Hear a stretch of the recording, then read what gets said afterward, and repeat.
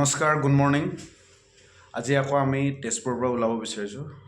আপোনাৰ দ্বিতীয় দিন আমাৰ ধুবুৰীৰ পৰা আমি যিহেতুকে বাইক দি আহি আছোঁ আপোনাৰ চিটি 100 বাজাজৰ পৰা বাজাজ চিটি 100 যিটো বাইক আছে তাৰ পৰা আমি ধুবুৰীৰ পৰা ধেমাজি মুখে যাত্ৰা কৰি আছোঁ। তাতে যোৱা ৰাতি মই মোৰ লগৰ মিলি ডাঙৰীয়াৰ লগত থাকিলোঁ। এতিয়া তেওঁৰ ৰুমৰ পৰা আমি যাত্ৰা কৰিম। এয়া আমাৰ হনুমানজীৰ পৰা আশীষ লৈ ভগৱান ৰামৰ ওচৰত প্ৰাৰ্থনা জনাইছোঁ যাতে যেন আমি ধেমাজিলৈ ভালে কুশলে গৈ পাব পাৰোঁ। আৰু ৰাস্তাত কি হ'ব আমাৰ আমি কি দেখিম এইবোৰ চব আপোনালোকক দেখাবলৈ চেষ্টা কৰিম। বলক আমি ভিডিঅ'টো আৰম্ভ কৰোঁ। এয়া মোৰ লগৰ মিলি এতিয়া আমাৰ ৰুট কিং আমাৰ বাজাজ চিটি 100 বাইকখন উলিয়াইছে, যিখন বাইক দিয়ে আমি ধুবুৰীৰ পৰা যোৱাকালি তেজপুৰ আহিলোঁ। তেজপুৰৰ পিছত এতিয়া ধেমাজি যাম। তেওঁলোকৰ কোম্পানীৰ গেটৰ পৰা ওলালোঁ। নিজন কোম্পানীত তেওঁ অপাৰেটৰ। তাৰপিছতে আমি ৰাস্তাৰ কিছু আপোনাৰ সৌন্দৰ্য চালোঁ, যি ধুনীয়া ৰাস্তা আপোনাৰ 4 লেন বনাইছে। তাৰপিছত আমি কলীয়া ভোমোৰা দলঙৰ ওপৰেদি পাৰ হৈ তাৰপিছত নেক্সট সিটো পাৰ দক্ষিণ পাৰৰ পৰা আকৌ ঘূৰি আহি দলংখনৰ কিছু মানে নান্দনিক দৃশ্য উপভোগ কৰিলোঁ।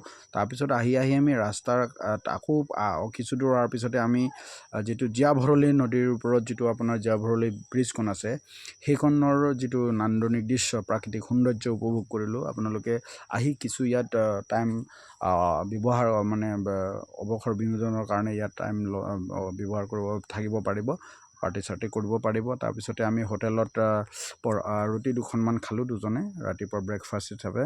তাৰপিছতে আপুনি বৰগাং পালোঁ। বৰগাঙত আপোনাৰ দেখিলোঁ যে আপোনাৰ যিটো নেকি এই যিটো ৰাস্তাটো আপোনালোকে দেখি আছে, বৰগাঙৰ চেণ্টাৰৰ পৰা আপোনালোকে অকণমান যদি আগবাঢ়ি গুচি যায় ধেমাজি ফালেদি যদি যায় তেতিয়াহ'লে এই ৰাস্তা দি আপোনালোকে সোমাব পাৰিব।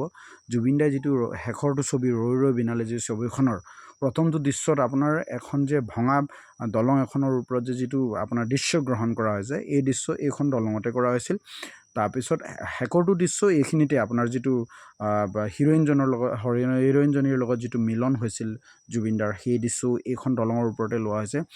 জুবিন দাক শ্ৰদ্ধা জনাই মই জোতা চোতা খুলি তেওঁ যোনটো ব্ৰিজত উঠিছিল সেই ব্ৰিজটো মোৰ কাৰণে খুব গুৰুত্বপূৰ্ণ। মই যিহেতুকে জুবিন দাক ভগৱান বুলি মানো, সেইটোৰ কাৰণে মই ভৰিত জোতা চোতা খুলি লৈ মোজা চোজা খুলি লৈ ধুনীয়াকৈ সেৱা এটা জনাই পিনি সেই ব্ৰিজৰ ওপৰত গ'লোঁ।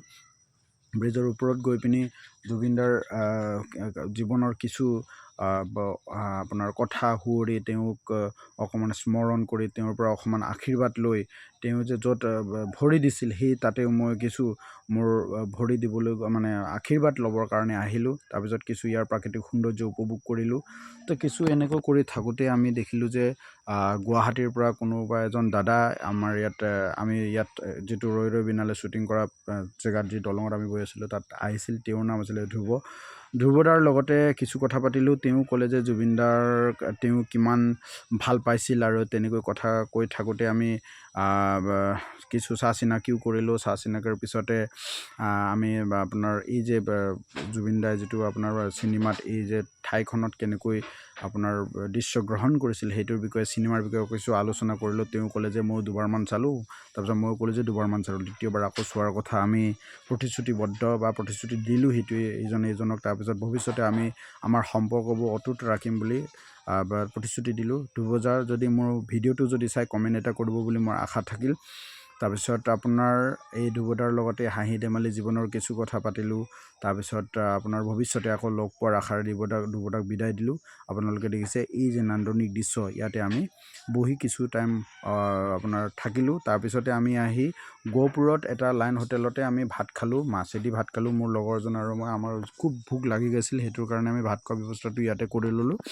তাৰপিছতে আমি যিহেতুকে আমি আকৌ ধেমাজি অভিমুখে যাব লাগিব, তেনেতে ধেমাজি অভিমুখে গৈ থাকোঁতে আমি লখিমপুৰৰ যিটো বাইপাছ আছে, বাইপাছৰ কাষতে আপোনাৰ ব্ৰিজটোৰ যিটো আপোনাৰ অভাৰব্ৰিজ আছে অভাৰব্ৰিজ মানে ট্ৰেইনৰ যিটো অভাৰব্ৰিজ, সেই অভাৰব্ৰিজৰ তলৰ ৱালবিলাকত কি কৰিছে আমাৰ অসমৰে এজন শিল্পীয়ে জুবিন দাক শ্ৰদ্ধা কৰি তাতে যিটো শিল্পকলা দেখুৱাই থৈছে, জুবিন দাৰ প্ৰতিচ্ছবি আছে, এইটো আমি উপভোগ কৰিলোঁ।